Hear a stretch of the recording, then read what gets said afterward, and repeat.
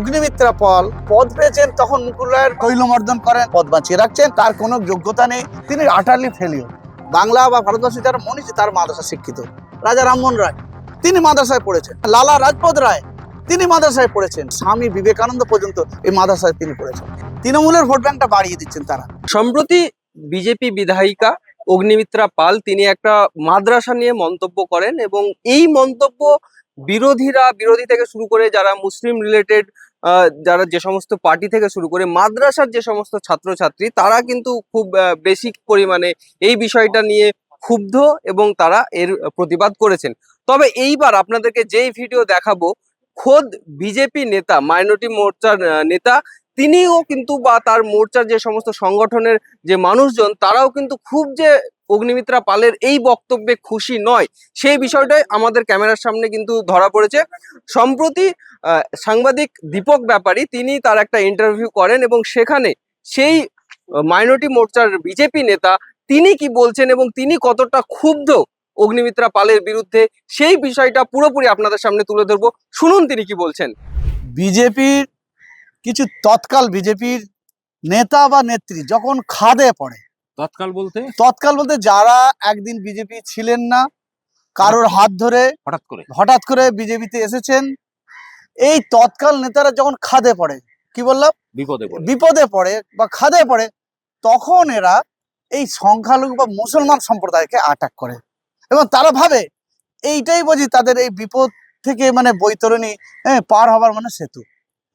এই সম্প্রতি দেখা যাচ্ছে এই অগ্নিমিত্রা পাল, যিনি একসময় আসানসোল দক্ষিণের তিনি আমাদের রাজ্য বিজেপির গুরুত্বপূর্ণ সাধারণ সম্পাদিকা ছিলেন এবং বর্তমানে তিনি ভাইস প্রেসিডেন্ট, তার মুখ থেকে এহেন বক্তব্য সত্যি আমাদের কাছে মানে চিন্তার বা উদ্বেগের বিষয়। এবং আসলে তিনি কি চাইছেন, এই তৎকাল বিজেপির নেতা বা নেত্রীরা আদৌ কি বিজেপির ভালো করতে চাইছেন নাকি তৃণমূলের উপকার করতে চাইছেন? যে কথাটা তৃণমূলের নেতা নেত্রীদের মুখ থেকে বেরোবার কথা ছিল তা না করে আমাদের বিজেপি নেতা নেত্রীর মুখ থেকে বেরোচ্ছে সে কথাগুলো।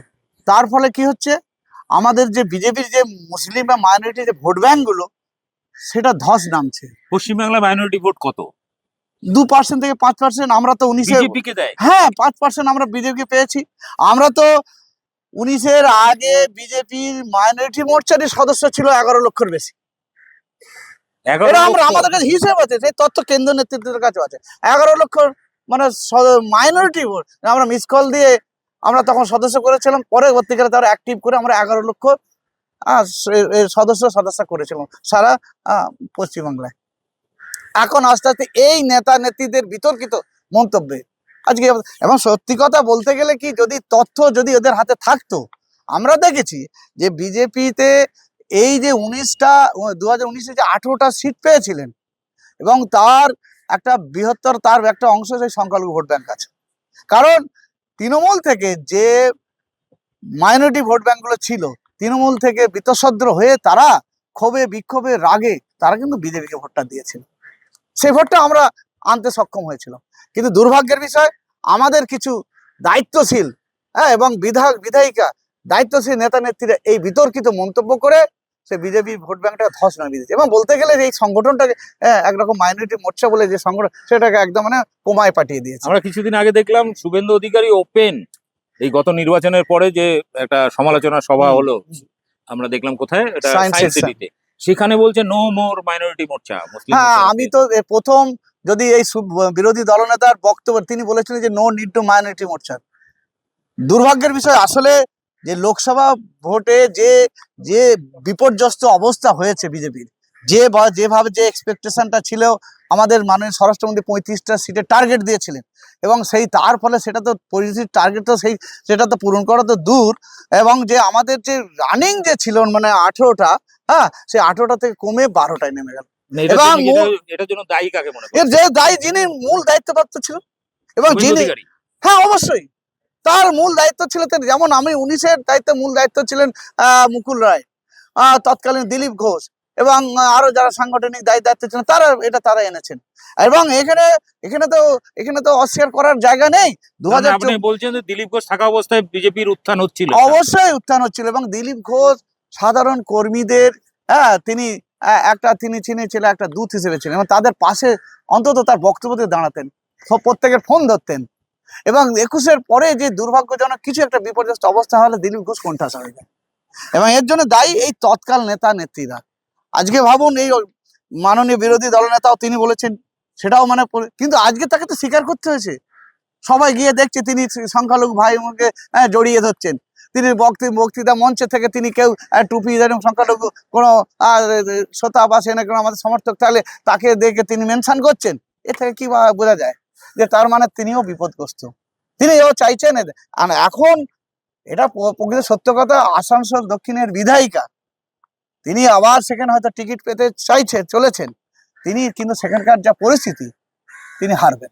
কারণ বিধায়িকা হিসেবে আমরা ওখান থেকে গ্রাউন্ড রিপোর্ট পাচ্ছি তিনি আটারলি ফেলিওর, তিনি কোনো পরিষেবা দেন না, পরিষেবা দেয়নি। যখন উনি অধিকাংশ সময় কলকাতায় বসে থাকেন, রাজ্য অফিসে বসে থাকেন, রাজ্য অফিসের কিছু নেতা নেত্রী তৈলমর্দন করেন, যেটা সত্যি কোট আনকোট বলতে গেলে তৈলমর্দন করে এবং সেইভাবে তিনি তার পদ দেওয়া এমনকি কেন্দ্রীয় নেতৃত্ব কিছু কিছু তাদেরও তাদের এই তৈলমর্দন করে তিনি এই পদ বাঁচিয়ে রাখছেন বা টিকিট পেতে চলেছেন। তাহলে কি এই যে সাম্প্রতিক মাদ্রাসা নিয়ে যে নোংরা কথাবার্তা বা এই যে তৎকাল যারা নেতা নেত্রী তাদের এই বক্তব্যগুলো মুসলিম বিরোধী বক্তব্য, এটা সংখ্যালঘু সমাজ তো সরে যাবেই, কিন্তু এতে কিন্তু তাদের আসন কি আরো কমতে পারে? অবশ্যই কমবে, কারণ এতে তো উপকার হচ্ছে এক প্রকার ধরতে গেলে যে তৃণমূলের উপকার হচ্ছে। তৃণমূলের ভোট ব্যাংকটা বাড়িয়ে দিচ্ছেন তারা, কারণ আমরা চেয়েছিলাম যে তৃণমূল থেকে ভোট ব্যাংকে ভেঙে অবশ্যই তৃণমূলের সম্পর্কে সাধারণ যুবক যুবতী এবং বিভিন্ন চাকরি প্রার্থী বিভিন্ন মানুষ কিন্তু বীতশ্রদ্ধ হয়ে গেল এবং সংখ্যালঘু পরিবারের ব্যাপক অংশ সংখ্যালঘু গ্রামীণ এলাকায় সংখ্যালঘুরা এই সরকার সম্পর্কে তাদের প্রতি যে ওয়াকফ সম্পর্কে তাদের প্রতি বীতশ্রদ্ধ হয়েছিল। বিভিন্ন মুসলিম নেতাদের বক্তব্য থেকে আপনারা প্রমাণ পেয়েছেন।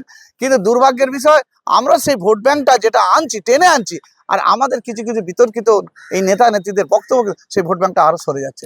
আমি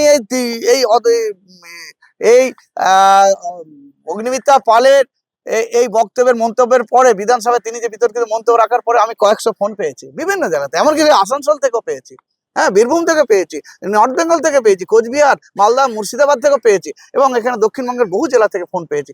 তোমরা থাকতে কি করছো, এরকম ধরনের কেন তোমাদের প্রতিবাদ নেই কেন? অবশ্যই, কারণ আসলে এই তৎকাল বিজেপি নেতা নেত্রীরা তিনি ভারতবর্ষের এই মাদ্রাসা শিক্ষার ইতিহাসটা জানেন না, না তাদের ইতিহাসের জ্ঞান আছে, না তাদের ভৌগোলিক নলেজ আছে, বা না থাকলে অন্তত পড়াশোনা স্টাডি করতে হয় সেটাও করে না, কেউ করে না, না রাজনৈতিক পঠন করে।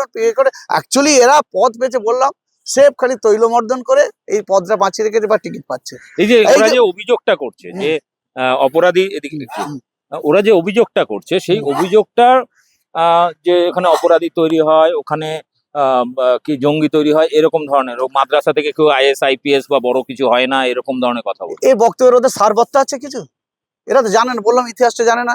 আপনারা জানেন কি এই মাদ্রাসাতে যদি আপনি দেখেন যে বহু হিন্দু তারা শিক্ষিত মনীষী, বাংলা বা ভারতবর্ষের যারা মনীষী তারা মাদ্রাসা শিক্ষিত।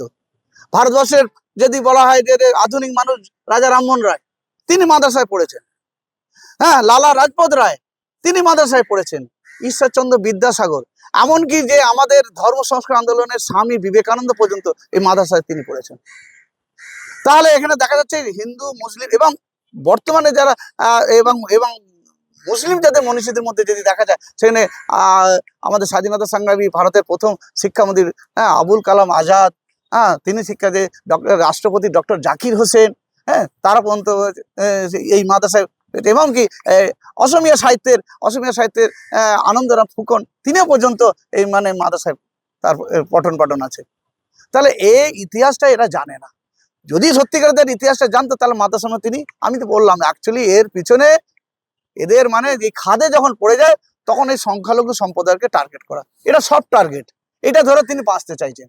কারণ এরা ভাবছে যে হিন্দুত্বকে আঁকড়ে ধরলেই বুঝি আমি আগামী দিন বিধায়ক হয়ে আবার 5টা বছর এইভাবে বহাল তবিয়তে বলতে চাইছেন শুধু হিন্দু ভোট নিয়ে বিজেপি জিততে পারবে না, না কোনোদিনই পারবে না, হিন্দু ভোটে জিততে পারবে না। তার কারণ হিন্দুত্ব এরা বিধায়িকা হিসেবে তিনি ওখানে টোটালি ব্যর্থ। তিনি কবে গেছে সেটাও তারা খেয়েছে এলাকার লোক, ওখানকার তিনি কবে গেছেন সেটা কারণ তিনি জানেন না, ওখানকার মানুষের পরিষেবা তিনি দেন না, উনি পরিষেবা পান না ওখানে গিয়ে যারা, এবং সেখানে তিনি দেখা যাচ্ছে হাতের পুতুল হয়ে যাচ্ছেন। তিনি সেখানকার লোকের কাছে একটা যে বিধায়ক বা বিধায়কের একটা যে সার্টিফিকেট, সেই সার্টিফিকেটটা পায় না। এই যে একটা আমরা দ্বন্দ্ব। আমরা এখানে একটা প্রশ্ন করি, মানে হুম। এই প্রশ্নটা করা উচিত না, তাও হুম। করছি। আপনি ফেসবুকে কিছু কিছু পোস্ট করেছেন, হুম। তার মধ্যে আপনি মুকুল রায়ের নাম জড়িয়ে অগ্নিমিত্রাকে নিয়ে একটা পোস্ট করেছেন, মানে এটা যদি হ্যাঁ, সংক্ষেপে আমি বলেন। আমি সংখ্যাঙ্ক বলছি, কারণ এটা বাস্তব কথা। তিনি মানে পদ পেয়েছেন তখন মুকুল রায়ের মানে সান্নিধ্য থেকে। তার তো কোনো যোগ্যতা ছিল না। তখন তিনি ছিলেন মানে কি মডেল বা তিনি একটা মানে কিছু মানে তার একটা কি একটা ফ্যাশন ডিজাইনার নাকি ফ্যাশন আছে? ডিজাইনার হিসেবে তার একটা আমরা জানতাম। এবং হঠাৎ করে তিনি কিভাবে এই গুরুত্বপূর্ণ পদে মহিলা মোর্চার সভানেত্রী হয়ে গেলেন। তারপর তিনি বিধায়িকা হয়ে গেলেন। এমনকি যে আমাদের বিজেপি এবং কেন্দ্রীয় অবজারভার ছিলেন, তিনি কৈলাস বিজয়বর্গীয় তার সান্নিধ্য লাভ করেছিলেন। এবং এই যে বর্তমান যে তার যে ধারাবাহিকতা, এই সোর্সটা থেকেই হচ্ছে। তো কিন্তু তিনি আটালি নেত্রী হিসেবে তার কোনো যোগ্যতা নেই, না তিনি বক্তব্য রাখতে পারেন, না তিনি কোনো বিজেপির তার কোনো ইতিহাস আছে। বিজেপির কর্মীরা এরকম ধরনের নেত্রীকে চায় না। এই নেত্রীগুলো অ্যাকচুয়ালি মানে মাথার উপর বসিয়ে দেওয়া, চাপিয়ে দেওয়া আছে, যার জন্য আমাদের বিজেপির এই ফলাফল আসছে।